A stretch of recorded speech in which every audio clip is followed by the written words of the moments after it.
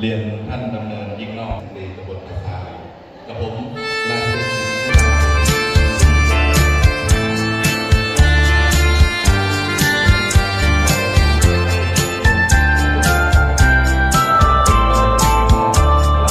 ปีใหม่เมืองเฮาก็มาถึงแล้วเนาะ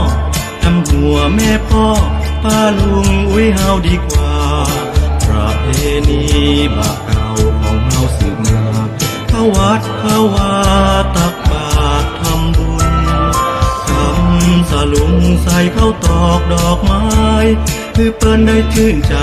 ที่หมู่เฮาหมู่คุณเทวบุตรเทวดาเปิ้นมาอุดหนุนทั้งการทำบุญตื่นบ่มีวันพูดตื่น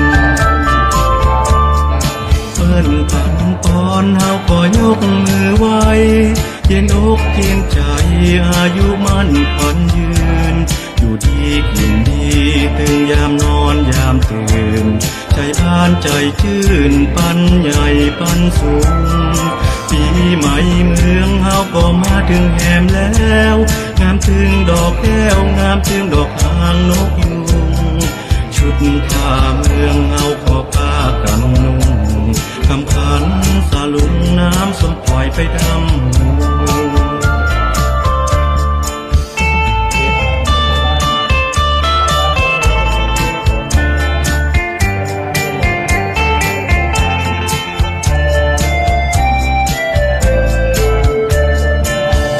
ปันปอนเอาขอยกมือไหว้เย็นอกเย็นใจอายุมั่นขวัญยืนอยู่ดีกินดีตื่นยามนอนยามตื่นใจบ้านใจชื่นปันใหญ่ปันสูงปีใหม่เมืองเฮาก็มาถึงแหมแล้วงามถึงดอกแก้วงามถึงดอกหางนกยูงชุดผ้าเมืองเฮาก็ป้ากันนุ่งคำขันสลุงน้ำสมปล่อยไปดำหัวคำขันสลุงน้ำสมปล่อยไปดำหัวคำขันสลุงน้ำสมปล่อยไปดำหัวคำขันสลุงน้ำสมปล่อยไปดำหัวคำขันสลุงน้ำสมปล่อยไปดำหัวคำขันสลุงน้ำสมปล่อยไปดำ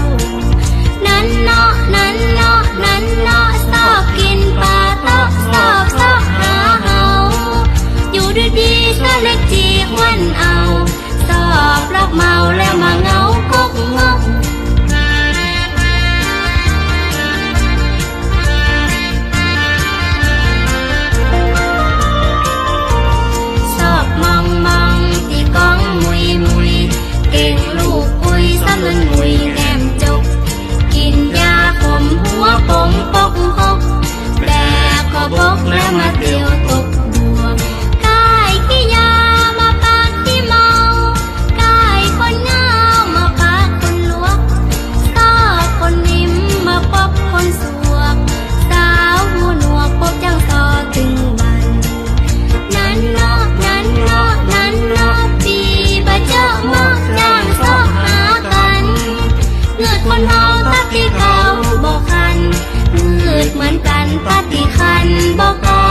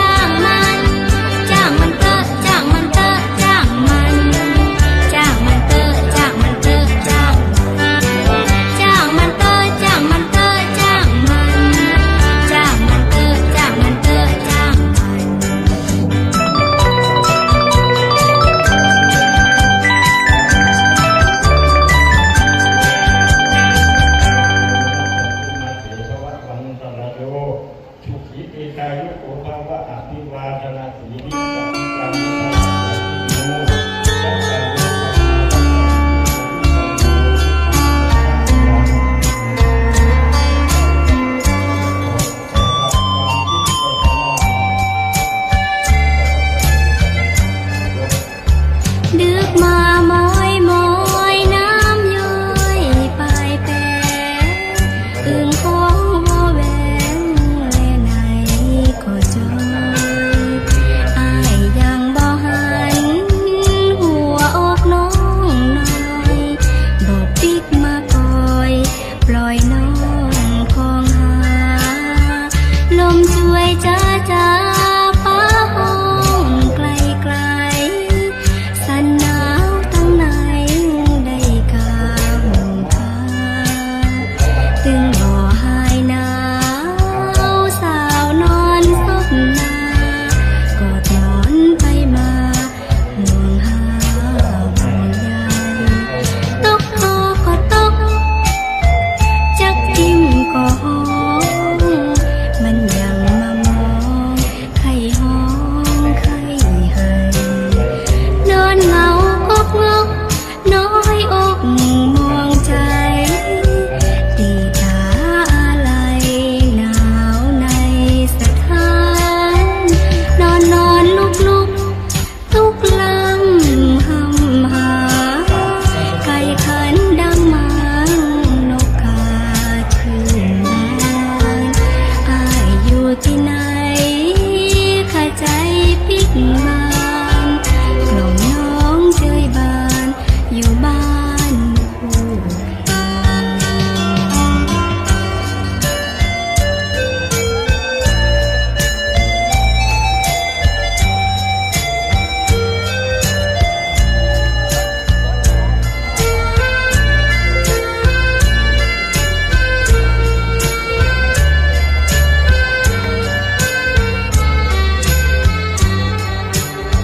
ตกโตก็ตกจักทิมก็หอมมันยังมามองไข้ห้องไข้ให้นอนเหงากกงกน้อยอกมองใจที่ตาอะไรหนาวในสถานนอนนอนลุกลุกทุกลำหำหา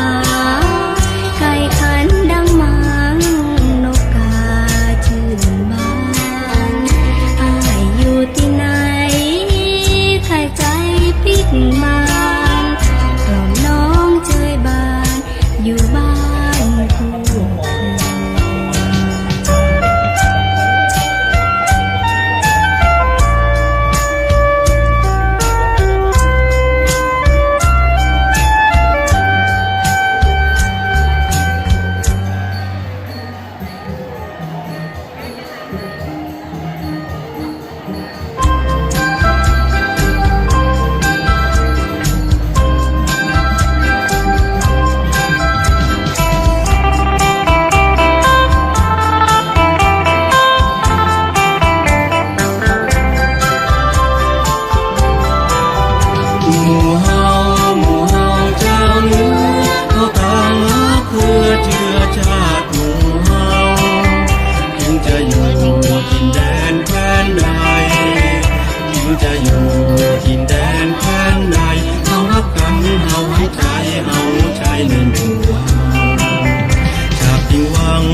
โยมและนานห่างกัน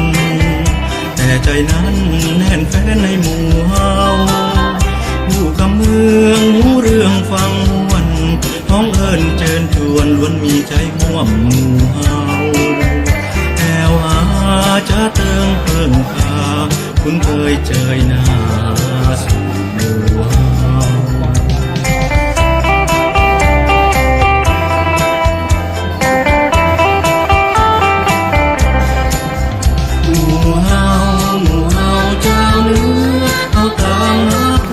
เชื้อชาติหมู่เฮา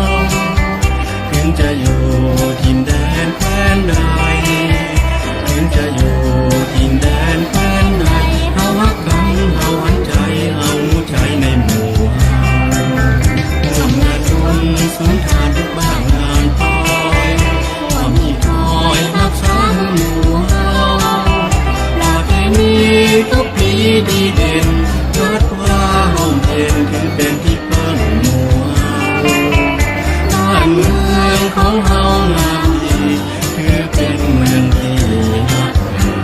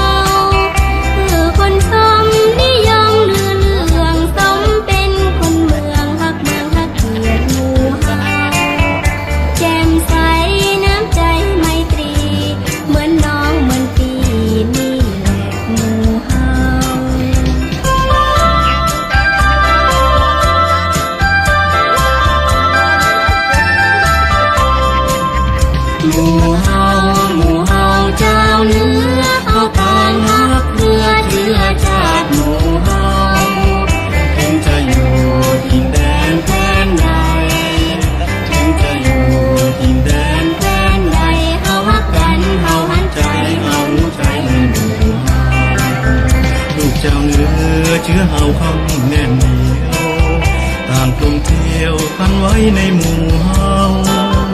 คือคนชมนิยมลือเรื่องสมเป็นคนเมืองรักเมืองรักเกียรติหมู่เฮาแจ่มใสน้ำใจไมตรี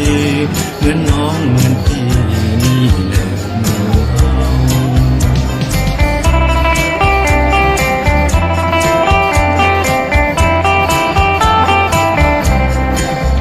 หมู่เฮา หมู่เฮาเจ้าเนื้อเอาทางมาเพื่อเชื่อใจ